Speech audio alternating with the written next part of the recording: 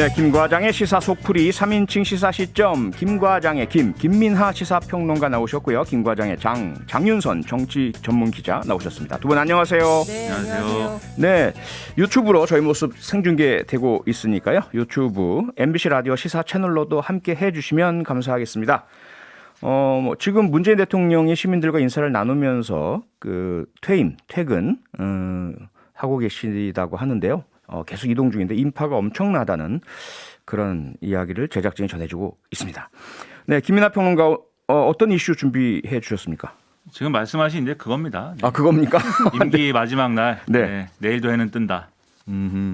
그러면 대통령 임기 마지막 날 최근에 저희가 볼 수 있는 기회가 별로 없었던 것 같아가지고 어떤 일정들이 마지막 날 수행이 됐습니까?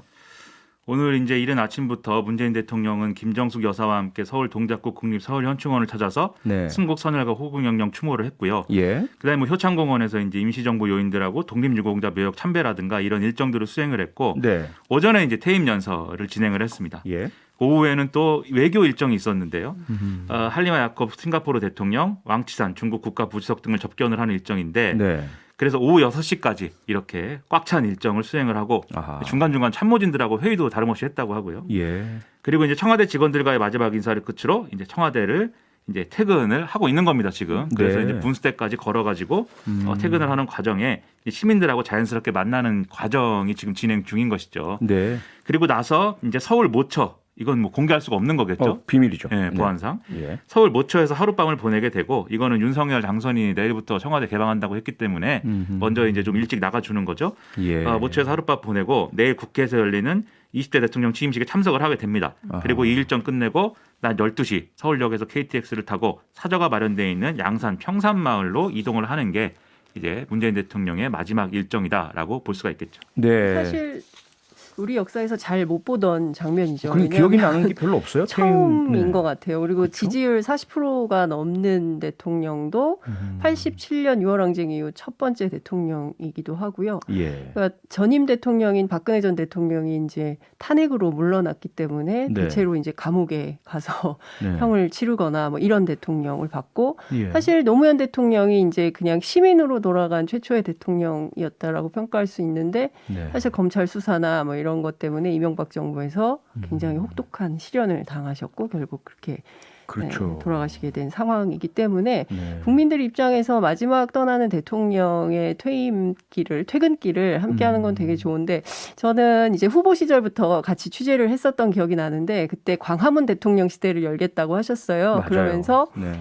퇴근길에 남대문 시장에서 소주 한잔 하는 대통령을 만나게 될 것이다 이랬는데 결국 그 약속은 지키지 못하신 것 같고 그러게요. 혹여라도 시민으로 돌아간 전직 대통령 문재인 대통령께서 우연히 어느 날 갑자기 이제 그 동네 장터에서 나타나서 시민들과 어울려서 막걸리 마시거나 뭐 이런 장면을 보면 네. 또 국민들께서 그분의 업적과 별개로 또 한편으로는 좀 이렇게 훈훈한 그런 생각이 좀 들 수도 있을 것 같습니다. 그러게요.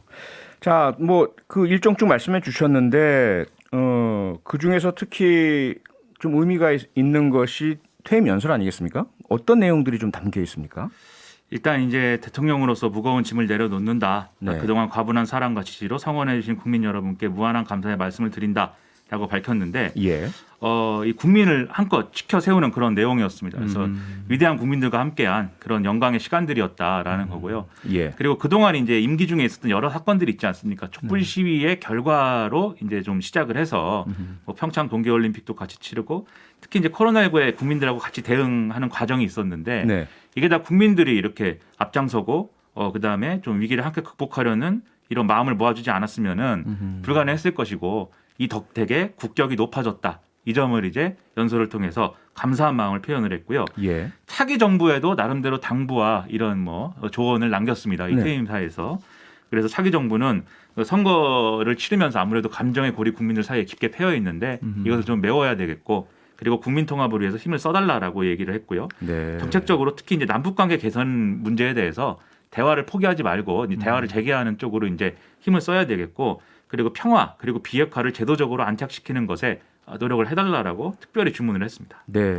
좀 전에 장윤성 기자께서 뭐 전 그 박근혜 전 대통령 그리고 고 전 노무현 대통령 퇴임 관련된 말씀 주시면서 의미를 좀 말씀 주셨는데 김민하 평론가가 보는 문재인 대통령의 오늘 퇴임 그리고 연설 내용 일정들 어떤 의미로 생각하세요? 평가하세요? 문재인 대통령은 마지막까지 책임을 다하고 최선을 다하는 대통령으로 남고 싶은 그런 모습인 것 같아요. 오늘까지 일정을 보면은 네. 마지막까지 일을 하는 거잖아요. 예. 그리고 서울 모초로 이동한다고 했지만 0시까지는 국방부와의 한라인이라든가 이런 걸 통해서 대통령의 군 통수권이나 이런 것들이 행사하도록 돼 있거든요. 네. 그러니까 한치의 소홀함도 없이 이제 좀 대통령직을 마무리하고 싶다라는 마음이 느껴지는데, 근데 저는 그런 생각이 많이 듭니다. 5년이 너무 빨리 지나갔다. 아하. 네, 정말 눈 깜짝할 새에 지나간 것 같아요. 지나고 나니까 그렇네요. 네, 근데 예. 그러한 이제 생각의 배경으로 또 좀 거론할 수밖에 없는 게 아쉬움과 안타까움이 있습니다. 그래서 좀 시간이 더 필요했지 않았을까라는 생각도 들고 뒤집어 얘기하면은 너무 많이 이제 정치적 자원을 이제 검찰 문제라든지 조국 전 장관 문제라든지 이런 것에 너무 많이 쏟아붓는 바람에 아하. 해야 될 일들을 또 많이 못한 거 아닌가라는 생각도 들고 네. 여러모로 기대는 좀 국민들의 기대는 높았는데 기대는 충족시키지 못했다. 하지만 열심히 노력하고 최선을 다하려고 시도한 것은 또 네. 국민들의 평가가 지금 이제 나타내 주는 부분이 있는 거거든요. 그런 예. 점에서 이제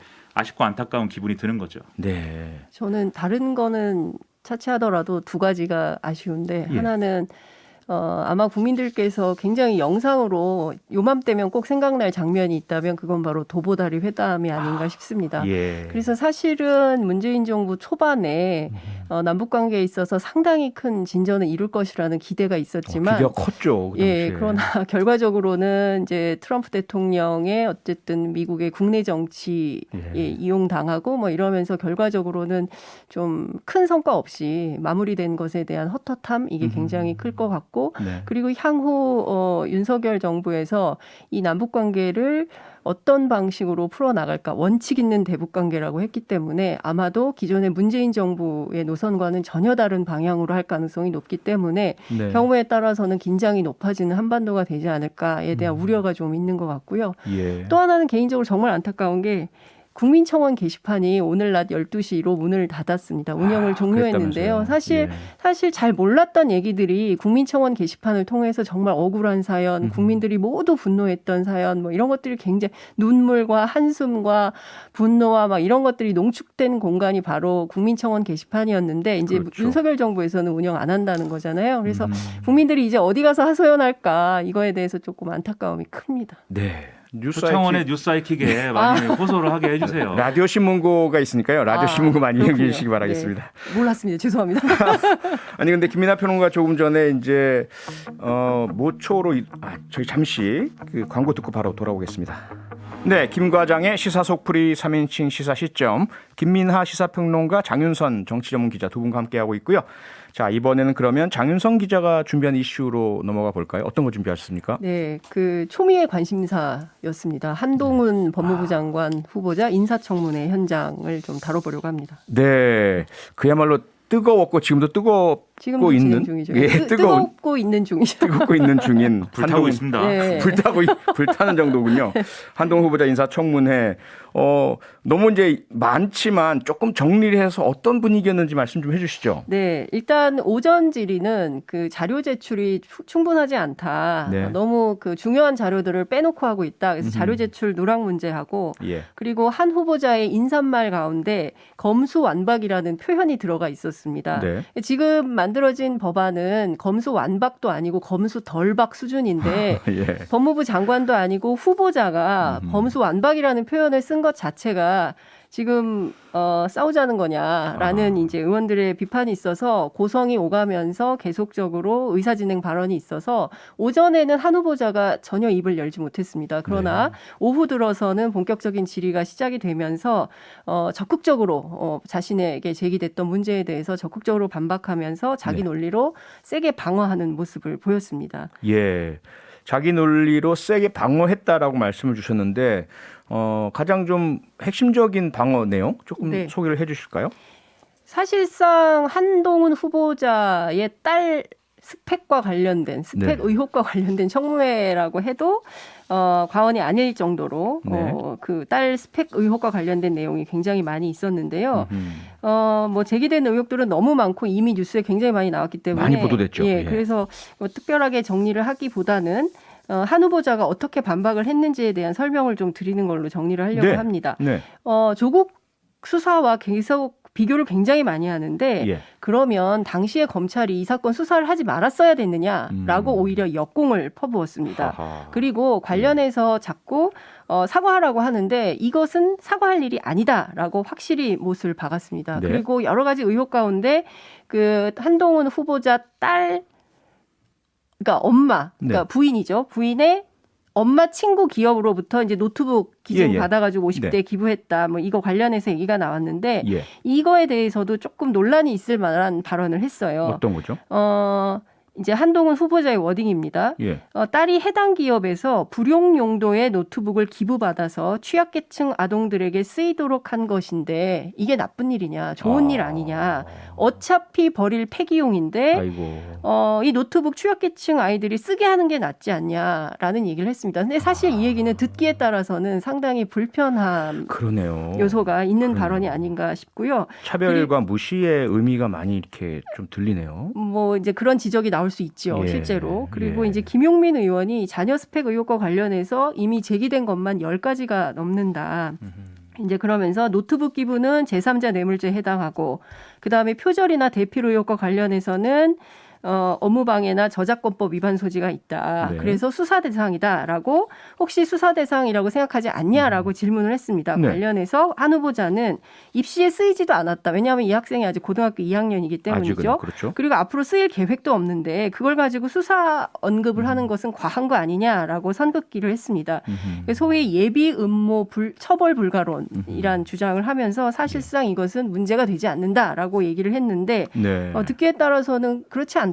제기된 문제에 대해서는 얼마든지 수사 의뢰를 할 수 있는 거 아니냐라는 얘기가 가능할 것 같기도 합니다. 네. 저는 두 가지가 좀 의문인 게 첫 네. 번째로 이 노트북 50대 기증받아서 기부한 거 예. 이거 잘한 거 아니냐. 저는 뭐 잘한 거라는 주장할 수 있다고 봐요. 네. 잘한 거일 수 있겠죠. 예. 근데 지금 의혹 제기의 핵심은 기부라는 게 잘못됐다는 게 아니고 이 기부라는 뭐 좋은 일을 해놓고 이것을 그게 뭐 언론인지 아닌지도 몰라요. 지금 그게 뭔지 네, 무슨 모르는데. 블로그라 그러기도 하고요. 네. 네. 거기다가 자랑스럽게 인터뷰를 한 것처럼 글을 올리고 네. 근데 그 글을 어디에 쓰려고 올렸느냐 이거잖아요 지금. 그렇죠. 근데 그거에 대해서 지금 기부를 한 게 누구냐, 그다음에 뭐 기부를 한 게 뭐 잘한 일이냐 이거에 가지고 지금 얘기를 하고 쟁점화하는 거는 사실 논점 이탈이죠. 네네. 그래서 그런 부분들이 아쉬운 부분들이 있고 그다음에 이 민주당이 계속 수사 얘기를 하는데 예. 제가 볼 때 이거 수사 대상이냐 아니냐 이렇게 가면은 제가 볼 때 이거 결론 안 나는 얘기입니다. 네. 한동훈 후보자 얘기대로 이 딸이 지금 고등학교 2학년이고 이 서류 이게 뭐 스펙이든지 또는 서류든지 뭐 상을 받았다고 얘기한 것도 상을 받은 기록이나 뭐 상장을 가지고 얘기하는 게 아니잖아요. 네. 그 언론이라고 하는 거기서 내가 상을 받았다라고 얘기한 걸 가지고 지금 얘기하는 거거든요. 그렇죠. 그래서 그런 걸 가지고 수사 대상이냐 아니냐를 따지기 시작하면 시간 다 보내고 의미 네. 없는 거예요. 그거는. 네네. 물어봐야 될 거는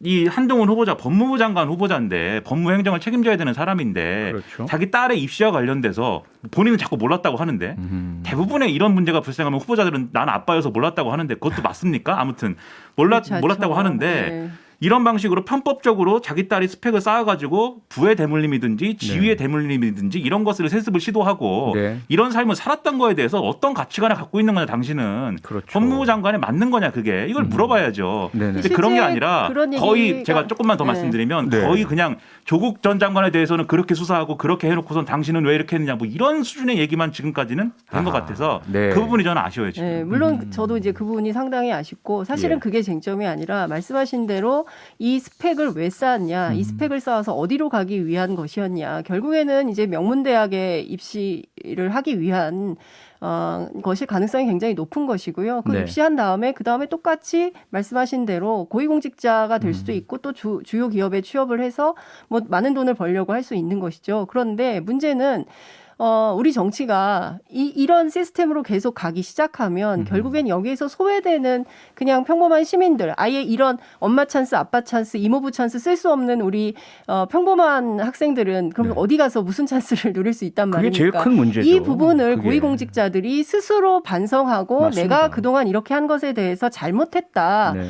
문제가 있다라고 해야지 나는 모른다. 그러니까 특히 이제 그 본인의 건물과 관련해서 불법 그 징계충 문제가 또 제기가 됐어요. 오늘 인사청문회에서. 네, 그랬다면서요. 근데 거기에 대해서 뭐라고 얘기하냐면 예. 모친이 관리해서 나는 모른다라고 얘기를 합니다. 어허. 아니, 자기 건물인데 엄마가 관리해서 나는 책임 없다, 나는 모른다 이렇게 얘기하는 것은 고위공직자의 태도로서 옳지 않다고 볼 수 있는 것이죠. 그렇죠. 그러니까 본질을 좀 파고들어서 문제를 지적하고 이런 문제가 다시는 일어나지 않도록 해줬으면 좋겠는데 양측 모두 조금 감정적으로 상대방에 대한 비난, 방어, 공격 여기만 몰두하다 보니까 본질을 놓친 게 아닌가라는 아쉬움이 드네요. 아직도 시간이 좀 남아 있지 않습니까? 밤새도록 할 것 같은데. 밤새도록. 그렇기도 하죠. 남은 시간은 좀 네. 그런 핵심을 찌르는 질의를 하고 예. 제대로 된 답을 좀 해줬으면 좋겠습니다. 검증할 수 있도록. 무엇보다 이 한동훈 후보자가 네. 그 문제 제기하는 그 의혹 보도한 언론에 대해서 고소를 막 했어요. 저는 네. 이러면 의혹 제기하지 말라는 얘기하고 갔거든요. 근데 네. 특히 고위공직자, 특히 법무부 장관 후보자가 이렇게 나오면 언론이 위축될 수 있습니다. 표현의 알겠습니다. 자유가 보장되는 대한민국에서